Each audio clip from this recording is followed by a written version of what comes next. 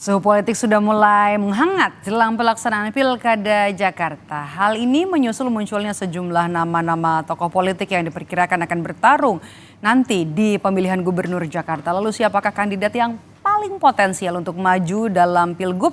Kita akan bahas bersama dengan analis komunikasi politik dari Universitas Padjadjaran, ada Kunto Adiwibowo. Kita sapa dulu Mas Kunto. Halo, selamat sore, apa kabar?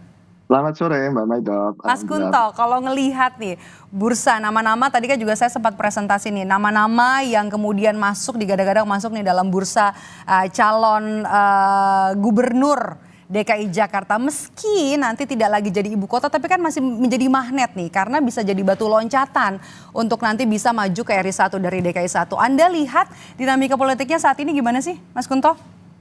Ya mungkin karena ini pilkada pertama DKI setelah pemilu presiden dan legislatif. Karena sebelum-sebelumnya biasanya pilkada DKI itu agak di tengah ya Mbak ya. 2017, terus baru 2019 pemilu gitu kan. Jadi biasanya pilkada DKI itu juga dipakai untuk mengukur kekuatan partai-partai politik ini.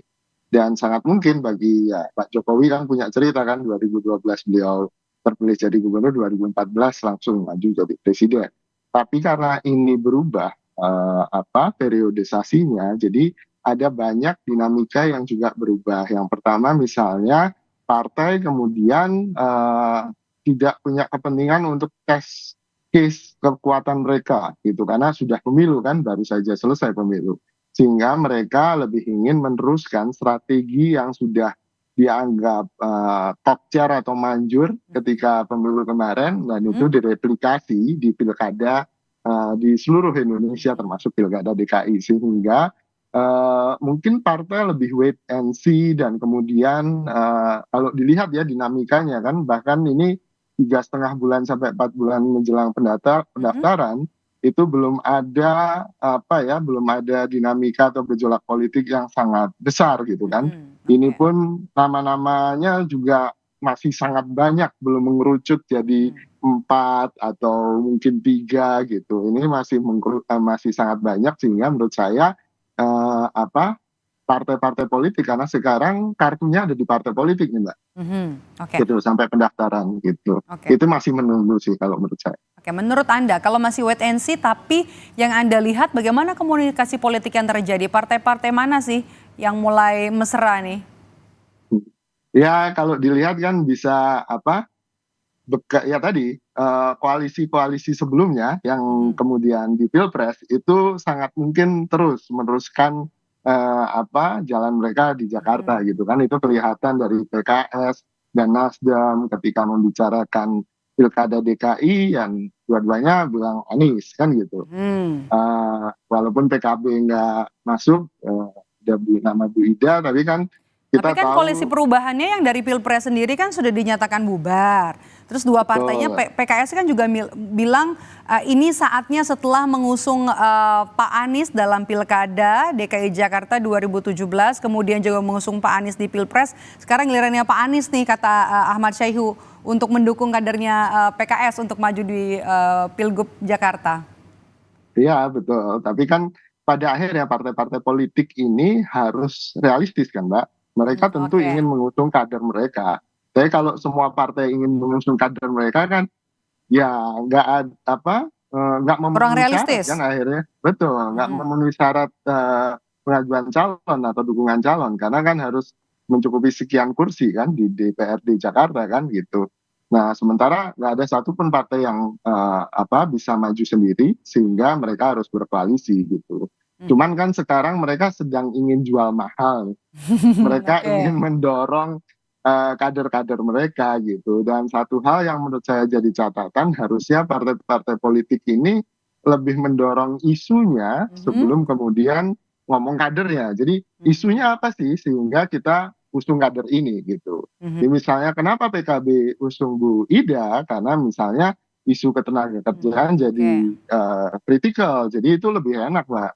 Karena sekarang kalau kita lihat kan akhirnya cuma jualan nama, dan publik pun nggak bisa menjadi relate ya. Kenapa nama ini muncul? Kenapa nama ini kemudian rame di berita, apakah memang karena dia punya kapasitas untuk menangani masalah tertentu atau isu Mhm. tertentu. Dan menurut saya saatnya logikanya dibalik, isu dulu atau masalah dulu baru orang.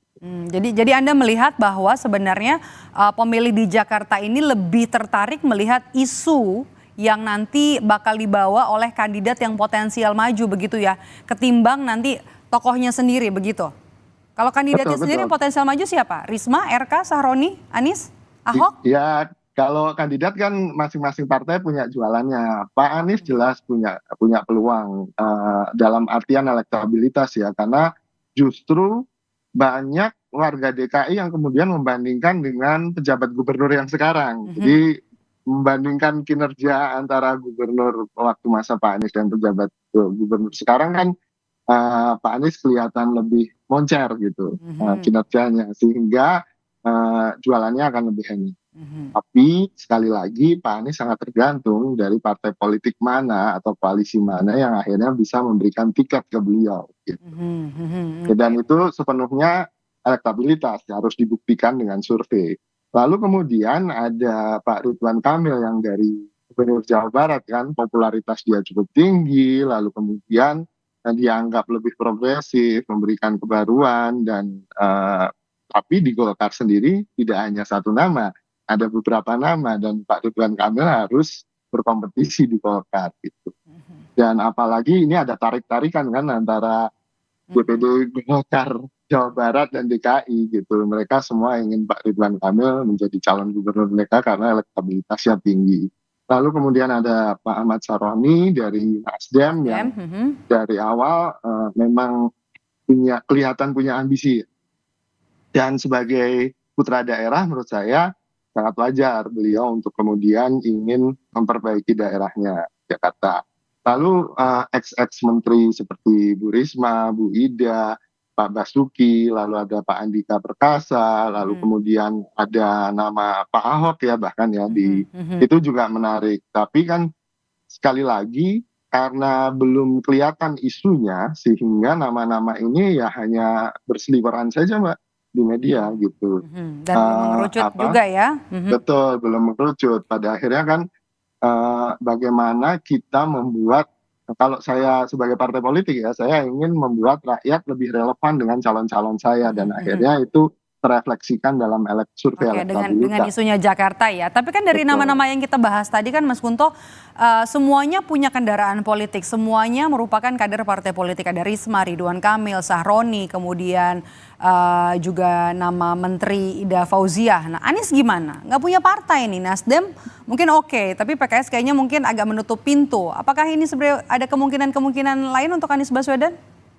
Tentu, tentu. Pada akhirnya ya saya bilang tadi sekarang sampai Agustus ini yang pegang kartu dan pegang kendali adalah partai politik Mhm. gitu.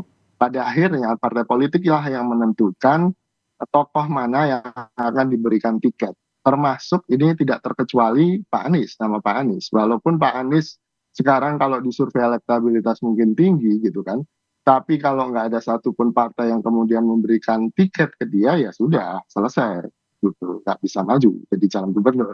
Dan ini yang kemudian menarik, apakah partai politik berani mengambil langkah yang tidak populer untuk tidak mengikuti hasil survei elektabilitas. Mhm. Menurut saya kemungkinannya masih kecil itu. Nggak ada yang mau Karena ambil risiko gitu ya? iya, betul, betul. Oke. Ngapain harus buang-buang kesempatan emas untuk punya gubernur di Mhm. Jakarta gitu. Mhm. Oke. Secara politik gimana sih Mas Kunto misalnya nih ya, dari Anies nih, seorang Anies Baswedan dari Pilpres turun ke Pilkada. Apa ini nggak downgrade sebenarnya untuk Anies Baswedan?